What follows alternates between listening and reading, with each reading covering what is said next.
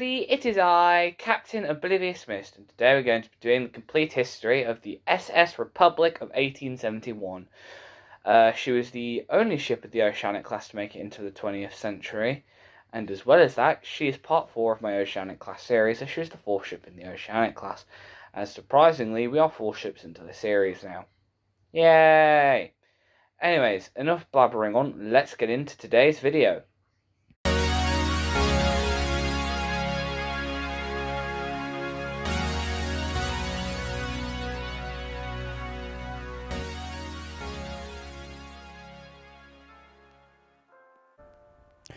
To cut a long story short, in the 1860s, a man called Thomas Ismay bought an all but defunct shipping line.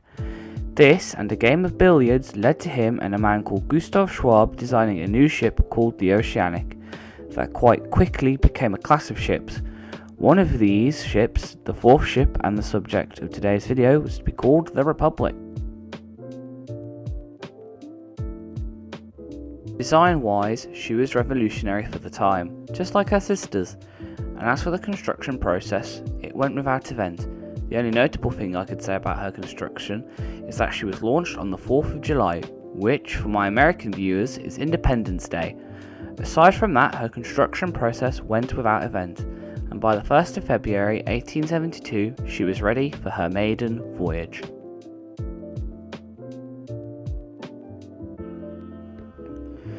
The Republic left Liverpool on her maiden voyage on the 1st of February 1872. During her maiden voyage, tragedy would strike, as the Republic arrived in New York. But that's it, that's the tragedy. I mean, I can't think of anything worse than arriving in New York.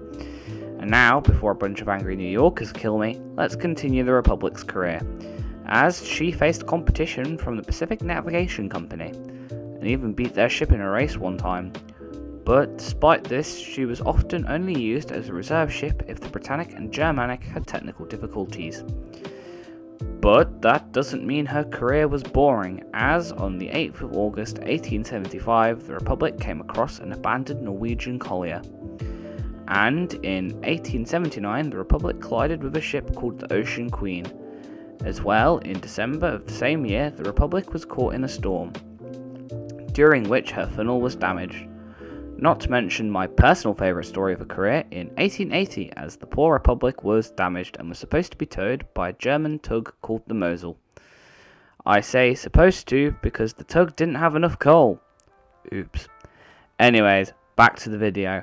As in 1883, the Republic had rescued the survivors of a steamship that had sunk. But in 1885, the Republic collided with Cunard's Aurania. But back to the Republic, as the collision left the Republic severely damaged, leading her to be put into a dry dock for repairs. And afterwards, in 1880, she would receive a refit that saw an addition of a second class. But despite this, due to the completion of the Teutonic, the Republic was sold to the Holland America Line in 1889, beginning a new chapter in her career.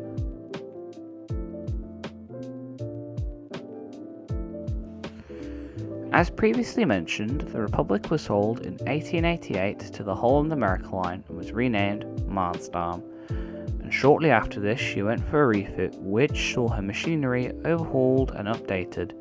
This was completed by March of 1890, and on the 15th of the same month the Mansdam left on her first voyage on the Rotterdam to the United States route. During her time on this route, nothing of note really happened, and in 1902 she was sold to an Italian company whose name I'm not even going to try and pronounce, and was renamed to Vittoria, but this lasted all of 5 seconds and she was soon renamed to, forgive my pronunciation of this, Città di Napoli. During her time with the line whose name I'm not going to butcher, she would sail to areas like Naples and Gibraltar. She would do this up until 1907, when she was withdrawn from service. But she was still around in 1908 and was even lent to the Italian government to help house displaced people in the Messina earthquake. But by 1909 it was time for her career to come to an end, as she was sold for scrap as the only Oceanic class liner to make it into the 20th century.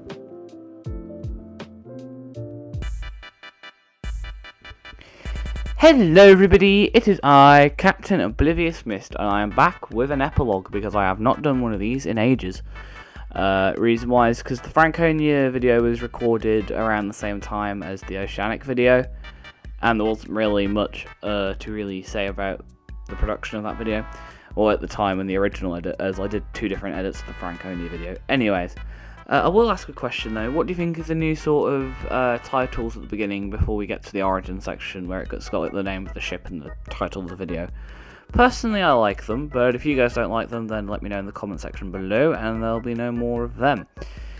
Anyways, thank you for watching, everyone, and I hope you enjoyed this video. I shall see you in the next one. Goodbye!